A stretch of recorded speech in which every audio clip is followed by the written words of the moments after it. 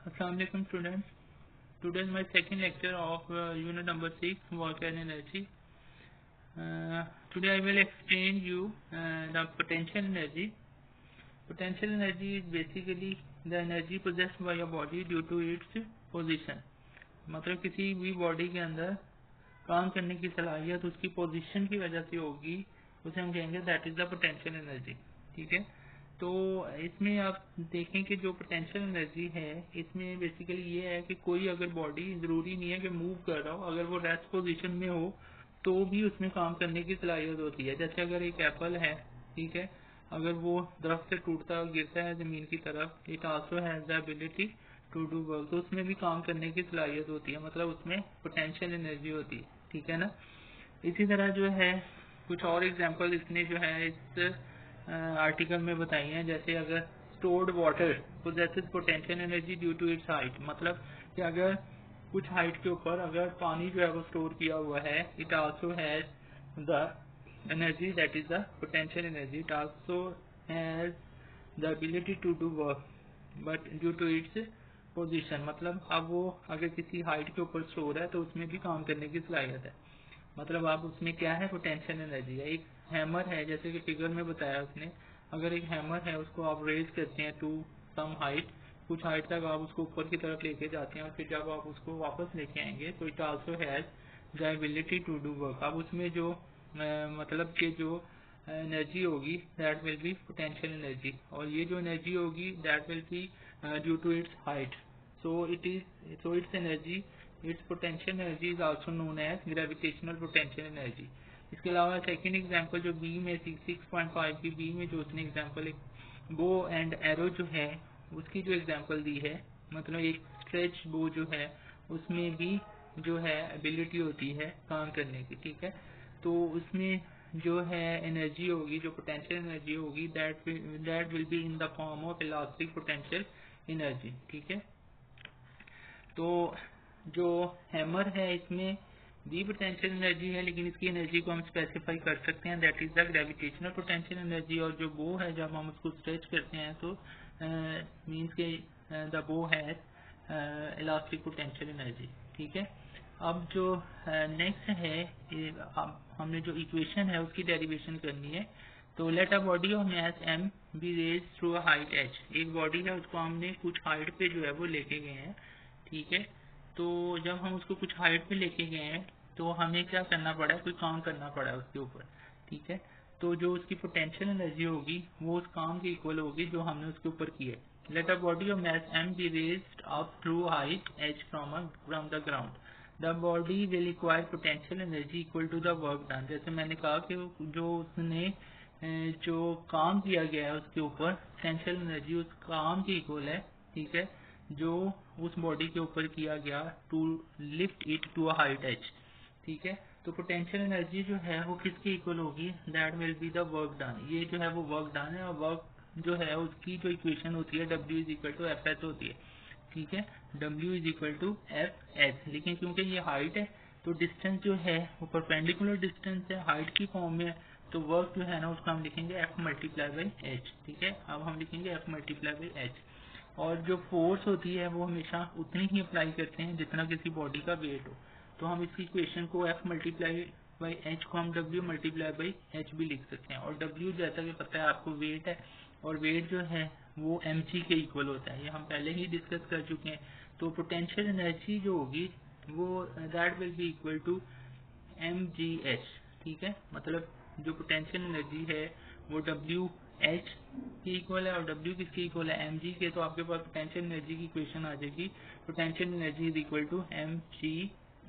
ठीक है, thus the potential energy possessed by the body with respect to the ground is mgh and is equal to the work done in lifting it to a height h। ठीक है, तो किसी भी body की जो potential energy होती है जब हम किसी भी बॉडी को जमीन की सरफेस पे उठाते हैं तो वो उसकी जो है पोटेंशियल एनर्जी होगी वो mgh के इक्वल होगी, और ये उस काम के इक्वल होगी जो हम उसके ऊपर करेंगे उसको कुछ हाइट तक ले जाने के लिए। ठीक है जी, तो ये इसकी डेरिवेशन थी, छोटी सी डेरिवेशन है बस।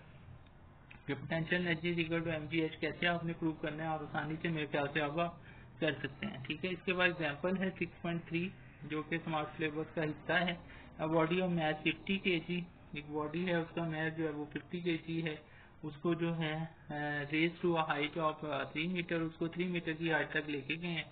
What is the potential energy, ठीक है, और वैल्यू ऑफ जी गिवन है, ठीक है, उसने दे दी है हमें 10 मीटर पर सेकंड स्क्वायर। अगर हम वो हमें ना भी दे तो फिर भी हमें पता होना चाहिए that is the value of G is 10 metre per second square, ठीक है। डेटा जो है इसके मुताबिक आप लिखेंगे मैथ 50 है, हाइट 3 है, जी 10 है। Now in solution potential energy is equal to M G H. M जो है वो 50 मल्टीप्लाई बाई 10 मल्टीप्लाई बाई 3। तो ओवरऑल जब आप कैलकुलेट करेंगे 50, 10 और 3 को मल्टीप्लाई करेंगे तो 1500 जाउल जो है ना आपका जो है ना वो आंसर आ जाएगा, ठीक है। तो पोटेंशियल एनर्जी आ जाएगी 1500 जाउल, ठीक है। एक बॉडी जिसका मैथ 50 kg और हाइट 3 मीटर तक लेके जाना है, ठीक है, तो जब उसको उस हाइट पे लेके जाएंगे तो उसके अंदर जो एनर्जी स्टोर होगी वो 1500 जाउल होगी, ठीक है जी। इसके बाद लास्ट जो पेजेस हैं उनमें से लास्ट 2 जो आर्टिकल्स हैं लास्ट 2 पेजेस पे, ठीक है, उनमें से एक जो है वो एफिशिएंसी है। How to get work done from a machine, मतलब किसी भी मशीन ने कितना काम किया है तो उसके लिए जो है ना हमें उसकी जो है वो एफिशिएंसी पता होनी चाहिए, ठीक है जी। We provide some form of energy to a machine, machine को जो है हम कुछ काम करने के लिए हम उसको कुछ इनपुट देते हैं, ठीक है। जब जो हम उसके ऊपर काम कर रहे होते हैं दैट इज आवर इनपुट, और एज अ रिजल्ट जो हमें वो जो है वो हमारे लिए जो काम कर रही होती है वो उसकी आउटपुट होती है, ठीक है। और सिंपल आप कह लें कि the ratio of output to input is equal to its efficiency. किसी भी मशीन की अगर आपने एफिशिएंसी निकालनी है, ठीक है, तो उसके लिए आपको उसकी जो इनपुट है जो आप उसके ऊपर मतलब इनपुट लगा रहे हैं वो पता होनी चाहिए, और आउटपुट जो है मशीन की वो पता होनी चाहिए। अगर आपको ये चीज़ें पता है तो आप एफिशिएंसी जो है वो फाइंड आउट कर सकते हैं, और फिर एफिशिएंसी की बेस पे आप बता सकते हैं कि how much this machine is efficient. Human machine is also needs energy to do variety of work. इंसानी जिस्म जो है, इंसानी मशीन जो है, इसको भी मुख्तलिफ काम करने के लिए जो है इनपुट जो है उसकी ज़रूरत होती है, ठीक है, इसको भी एनर्जी की ज़रूरत होती है। We take food to fulfil the energy needs of our body. तो फिर हम क्या करते हैं, खुराक खाते हैं, ठीक है, और अपनी एनर्जी जो है हमें जो है वो खुराक से मिलती है, ठीक है, और फिर हम एज अ रिजल्ट जो है ना हम काम करते हैं जो कि हमारी आउटपुट होती है। We give some form of energy to machines as input to get useful work done by them as output। ये मैं पहले भी बता चुका हूँ, ठीक है। और जितनी भी मशीन हैं, ठीक है, उनको हम इनपुट देंगे तो वो एज अ रिजल्ट हमारे लिए काम करेंगे जो कि उनकी आउटपुट होगी, ठीक है। फॉर एग्जांपल अगर एक इलेक्ट्रिक मोटर है may be use to pump water, आप पंप वाटर पंप जो है मतलब वाटर निकालने के लिए उसको यूज कर रहे हैं, to blow air, to wash cloth, to drill holes, ठीक है। मोटर जो है उनके जो जो काम है आप उनसे करवाने के लिए वो किसी भी तरह की मोटर हो सकती है। For that depend how much output we obtain from it by giving certain input. तो हमें वो कितनी जो है वो आउटपुट दे रही है तो उसके लिए हमें जो है उसके ऊपर कुछ काम करना पड़ेगा जो कि हमारी इनपुट होगी। और इसके बाद मैंने जैसे अभी आपको बता दिया कि the ratio of useful work done by the machine to the useful work done on the machine, ठीक है, that will be equal to the efficiency, ठीक है।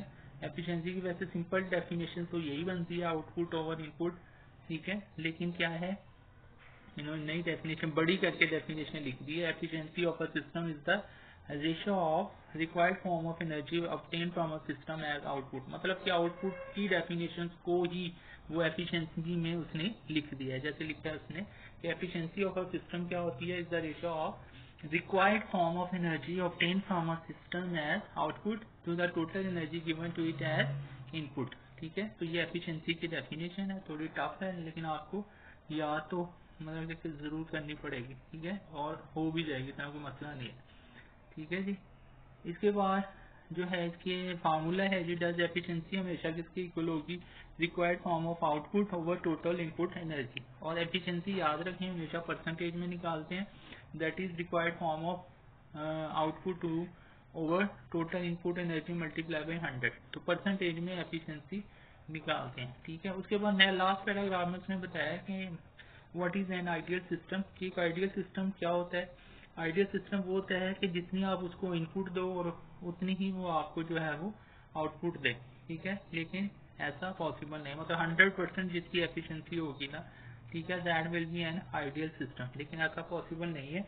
आइडियल सिस्टम जो है बनाना जो है ना बहुत मुश्किल है।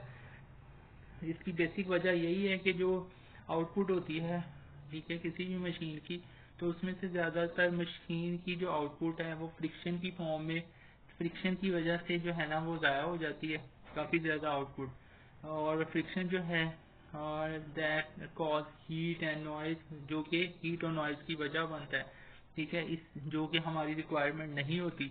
हम नहीं चाहते कि कोई मशीन जो है वो गर्म भी हो और वो नॉइज भी क्रिएट करे, ठीक है। तो फ्रिक्शन की वजह से जो हीट और नॉइज होता है, ये जो आउटपुट है वो हमारे लिए यूजफुल नहीं है। तो जिसकी वजह से हम कह सकते हैं कि कोई भी जो मशीन है उसकी जो एफिशिएंसी है वो 100% नहीं हो सकती, क्योंकि उसकी आउटपुट जो है ना वो 100% नहीं होती। तो अगर इनपुट और आउटपुट इक्वल हो जाए तो देन ही एफिशिएंसी जो है वो 100% हो सकती है, जो कि इम्पॉसिबल है, ठीक है। अभी तक कोई ऐसी मशीन जो है वो इन्वेंट नहीं हुई जिसकी एफिशिएंसी जो है ना वो 100% हो। तो कहीं ना कहीं थोड़ी बहुत जो है ना फ्रिक्शन की वजह से जो आउटपुट है वो ज़ाया हो जाती है, ठीक है। जिससे क्या होता है कि एफिशिएंसी 100% नहीं हो सकती, ठीक है। इसके बाद लास्ट में एक टेबल है जिसमें डिफरेंट डिवाइसेस हैं, उनकी जो है एफिशिएंसी बताई हुई है।